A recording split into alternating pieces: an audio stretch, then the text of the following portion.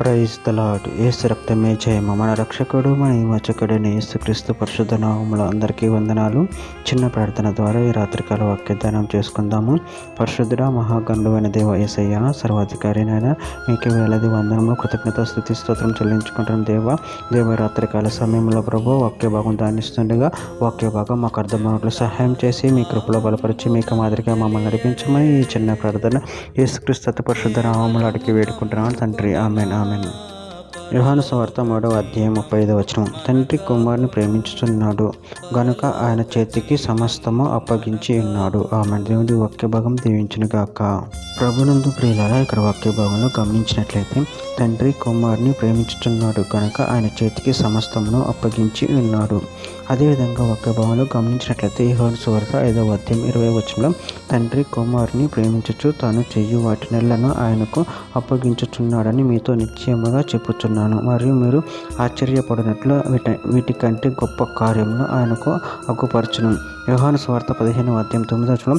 తండ్రి నన్ను ఎలాగో ప్రేమించిన నేనును మిమ్మును అలాగూ ప్రేమించితిని, నా ప్రేమ యందు నిలిచి ఉండుడి.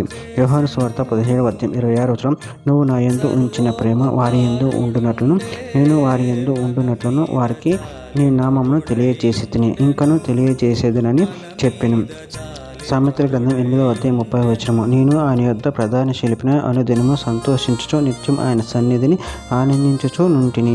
యెషయా గ్రంథం 42వ అధ్యాయం 1వ వచనం. ఇదిగో నేను ఆదుకును నా సేవకుడు, నేను ఏర్పరచుకుని వాడు, నా ప్రాణమునకు ప్రియుడు, అతని యందు నా ఆత్మను ఉంచి ఉన్నాను, అతడు అన్యజనులకు న్యాయము కనపరచును. యెషయా గ్రంథము 9వ అధ్యాయం 6వ వచనంలో. ఏలియనగా మనకు శిశువు పుట్టిన, మనకు కుమారుడు అనుగ్రహింపబడిన, ఆయన భుజము మీద రాజ్య భారముండును. ఆశ్చర్యకరుడు, ఆలోచనకర్త, బలవంతుడైన దేవుడు, నిత్యుడకు తండ్రి, సమాధానకర్తకు అధిపతి అని అతనికి పేరు పెట్టబడును. ఎఫెసీయులకు రాసిన పత్రిక 1వ అధ్యాయం 7వ వచనం. మరియు సమస్తమును ఆయన పాదముల క్రింద ఉంచి సమస్తము పైని ఆయనను సంఘమునకు శిరస్సుగా నియమించెను. పేతురు రాసిన మొదటి పత్రిక 3వ అధ్యాయం 22వ వచనం. ఆయన పరలోకమునకు వెళ్ళి దూతల మీదను అధికారుల మీదను శక్తుల మీదను అధికారము పొందిన వాడే దేవుని కుడి పార్శ్వమున ఉన్నాడు. చివరిగా ఒక మాట, కొలస్సీయులకు రాసిన పత్రిక 1వ అధ్యాయం 13వ వచనం. ఆయన మనను అంధకార సంబంధమైన అధికారంలో నుండి విడుదల చేసి తను ప్రేమించిన తన కుమారుని యొక్క రాజ్య నివాసులుగా చేసెను. ఆమె దేవుడి వాక్య భాగం దీవించిన కాక చిన్న ప్రార్థన చేసుకుందాము. పరిశుద్ధుడ మహాగణుడైన దేవసేనాన్ని మీరు ఇచ్చిన ఒక్క దాని ప్రభావం కృతజ్ఞతలు చెల్లించుకుంటుందంటే మమ్మల్ని నిరంతరం ప్రేమించి దేవుడు మీరేమన్నారు తండ్రి. నాయన మీ ప్రేమ ఎందుకు భయభక్తులు కలిగి మీ ప్రేమ కృపలు బలపరిచి స్థిరపరచమని చిన్న ప్రార్థన చేసిన మమ్మల్ని అడిగి వేడుకుంటున్నారు తండ్రి. ఆమేన్.